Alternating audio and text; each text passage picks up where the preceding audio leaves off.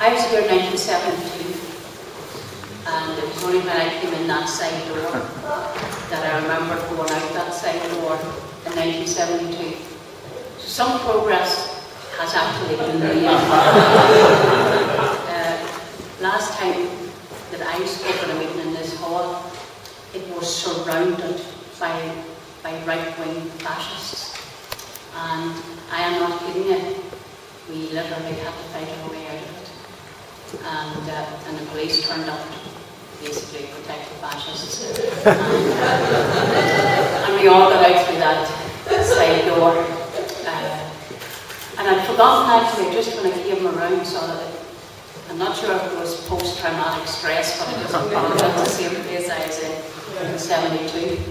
So well done to everybody who's kept this hall open, and to people coming to it for all these years, and again, filling these seats tonight. From Belfast to Belmarsh, Belmarsh also is a place, every time I hear it mentioned, my blood runs cold. Because my daughter was the only woman prisoner to spend time in there when she was heavily pregnant and deemed to be a terrorist. And people throughout the whole of the British Isles, throughout the UK, throughout Ireland, throughout the world, particularly, and I will never ever forget, an organisation called Women of Colour, and led by and were very, very fine Muslim women who stood the ground in London and looked after all of us while we were there, and fought that battle and got my daughter released. And my granddaughter, who might fought for that campaign, have possibly been born in Belmarsh, was actually born free in hospital in London, and she's now 15, and was well worth the effort. But so those of us who have been in struggle for a long time, simply because we're older than those who have been in struggle for a short time, are mindful and crucially aware of all the links between all the various groups of oppressed whom the government pick off one against the other. And sometimes the whole thing comes full circle. Because again, I remember when making the links again, particularly between Palestine and Ireland. I remember an occasion when out of the mouths of babes, I don't know if any of you do remember, when Yasser Arafat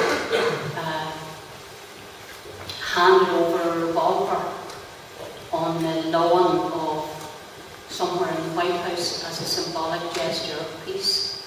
It was televised. And one of my children watching the television, who wasn't out of political acumen, was out of child understanding of struggle, gasped and said, "Why is he giving the gun to the man to shoot him?" Because the gun was handed over as a symbolic gesture, and it was handed with the barrel facing Yasser Arafat, handed over like that. And the child's simple imagination, guns were for shooting people with, and the one man had handed the gun to the other man with it pointing at him, and he thought he had given it to him to shoot him with. And the child wasn't far wrong. It always stuck in my mind that generosity of spirit of a broad movement of people who always want to make peace. It was the oppressed who always want to make peace. It was the oppressed who suffer from violence. Bankers, you know, how many owners of banks ever died in war? How many of the aristocracy ever died on the battlefield? Ever joined an organisation and put their own life on the line? The people who own and control the world don't fight its battles. They simply drive other people into violent conflict, and the more of us who kill each other, the better they like it. there's less of us to deal with. And so it's the oppressed who always want to make peace. And when people think of Ireland at the minute, when they think of the north of Ireland, if you're watching the media, let me tell you, Nirvana wouldn't have a look in. This is the Garden of Eden on earth. Peace and manna in the form of European money has floated down on our heads. Her Majesty the Queen, you may have missed her. She used Jubilee. My father used to say she was a receiver of stolen goods.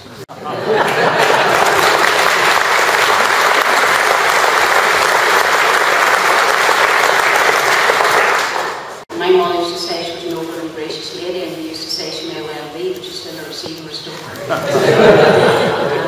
And that would be a good on in the house I grew up in. But she came to visit, as you may have known, she came to visit the south of Ireland, and that was lovely, and the President met her, and there's a big discussion just coming now to the north, and there's a big discussion as to whether Martin McGuinness, the leader of Sinn Féin, the Republicans, will meet her and bow, shake hands, or curtsy, whichever it takes. I neither know nor care. I'm not sure either. What difference does that make to people on the ground? How does that symbolise peace? But you think we had peace, and you think we had a resolution of conflict. And then I have to ask a number of questions. If that is the case, then what is peace supposed to look like? What is the end of conflict? What is peaceful resolution of conflict for the oppressed, the dispossessed supposed to look like? I'm not totally sure. I know what it looks like in my head, and I know I don't see it, but I know what it's not supposed to look like. It's not supposed to look like the fundamental, open and democratic rule of law still does not exist. It's not supposed to look like that. It's not supposed to look like people can, as in policies like Prevent, simply be taken away from their families because somebody thinks that they might be a danger to the common good. Now, I'd like to know if that's the way society is going to function. Where do I point out that hereditary rule in the 21st century on these islands is archaic, is continuing the receipt and ownership of stolen goods, and how do I get a control order on the way?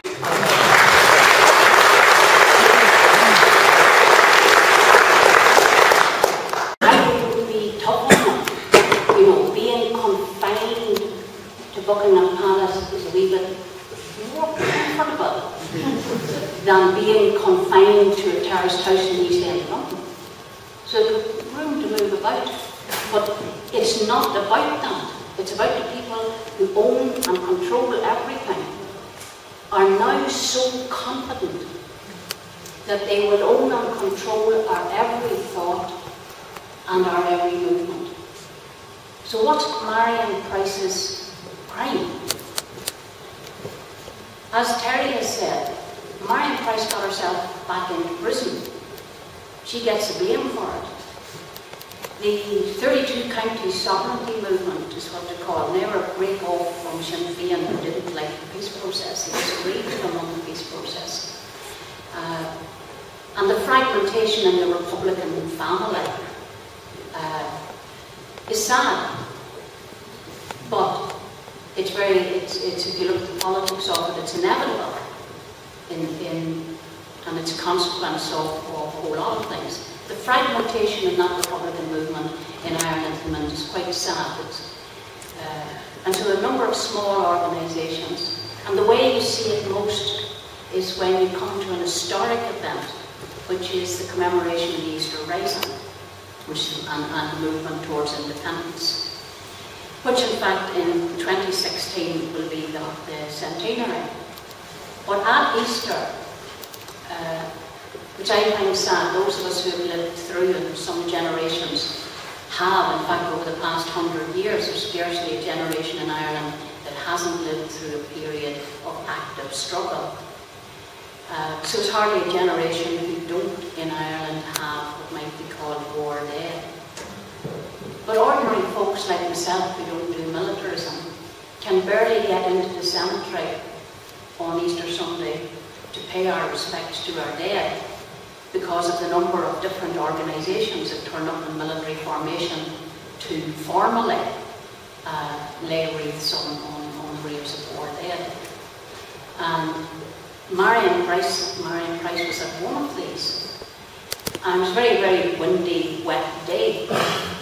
So this guy, the 32 Counties Sovereignty Movement organised this small demonstration. And the guy stepped forward to read a proclamation. This is quite traditional in that Republican tradition.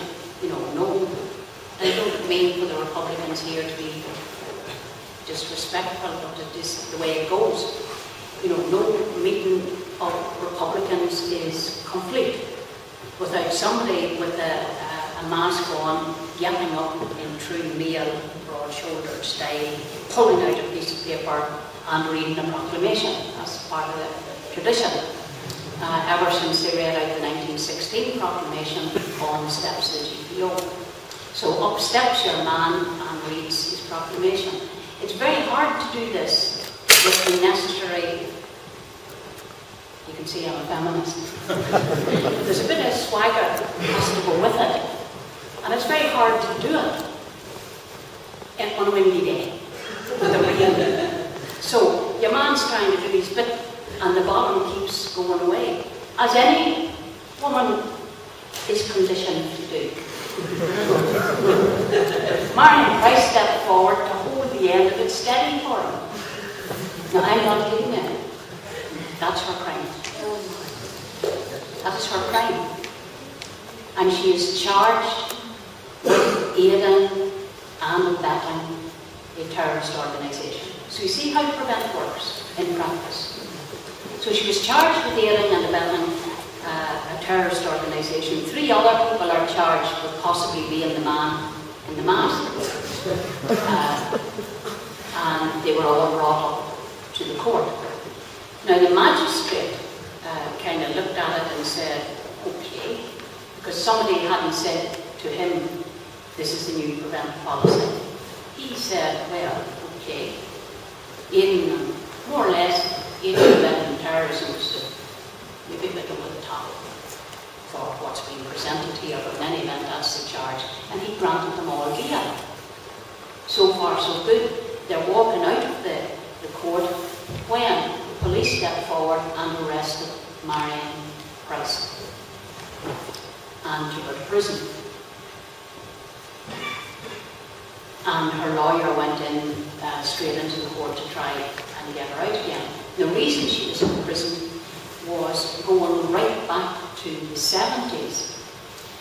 Marian Price was one of 4 young people who were convicted of a bombing in London. It was a bombing in London, and in fact, about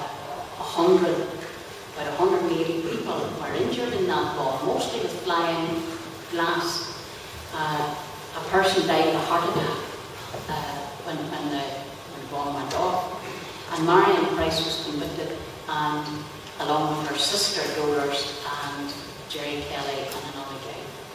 And they were convicted of that, and they were given 20 years for conspiring to cause the explosion and life for the explosion itself. And Marian and the other 3 people, because it was part of the United Kingdom, the law said that prisoners, which is about families and not prisons, not the convicted. Convicted prisoners can, in the interest of families, serve their sentences in a prison nearest to their family. That's fairly routine. But right throughout the Irish conflict, the British authorities refused to allow Irish prisoners convicted in Britain to serve their sentences in Northern Ireland, which was within the UK. So it was a big political battle. And in pursuit of their right to serve their prison sentence in Northern Ireland, Marian and the others went on hunger strike. And when we think of hunger strikes now, what's in our minds are the 1980 hunger strikes, where people refused food and subsequently died of starvation. In the 1970s, prisoners were force-fed, and Marian Price, Anne Dolar's her sister, went on hunger strike, and they were on hunger strike for 200 days. And for the last 167 of those days, the 2 young women were force-fed. And that involved 3 times a day. They were forcibly held down, and they were held down by male prison officers. They were forcibly held down and restrained while a tube was put down their throat, into their stomach, and liquid nutrition was poured from a jug down the tube into their stomachs. And that was done 3 times a day for 167 days.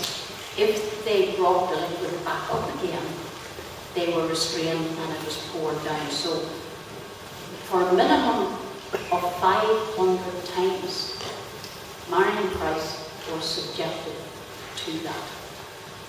It had a significant impact both on her physical and on her emotional health. So having won the battle to be returned to prison in Northern Ireland, the deterioration of her physical health continued. And finally, in the 1980s, she was released from prison on a royal pardon. At that time, she weighed less than 5 stone and suffered from tuberculosis. So Marian went home to her family in the 1980s as did donors. And like many other people, and particularly many other young women from that period, the impact of imprisonment has continued to affect their physical and overall well-being. The trauma and physical impact on their bodies of those period of imprisonment doesn't go away. You don't go through that. People who have been through Guantanamo Bay, people who have been through prisons in Afghanistan, been through Belmarsh, it's not something you get up and walk away from. Any more than people who have been involved in any other trauma of war, violence, rape. You cope with it, you deal with it, but you don't put that in a parcel when the peace is declared and go home and put it behind it. Any more than those who lost loved ones in struggle, those who are bereaved, walk away from that. So Marian went home and she built her life. And she continued, as is her fundamental human right, she continued to believe the things she always believed. She continued to hold the political opinions she always held, and she continued to hold the political aspirations in which she always believed. And that's her crime. She is a non-repentant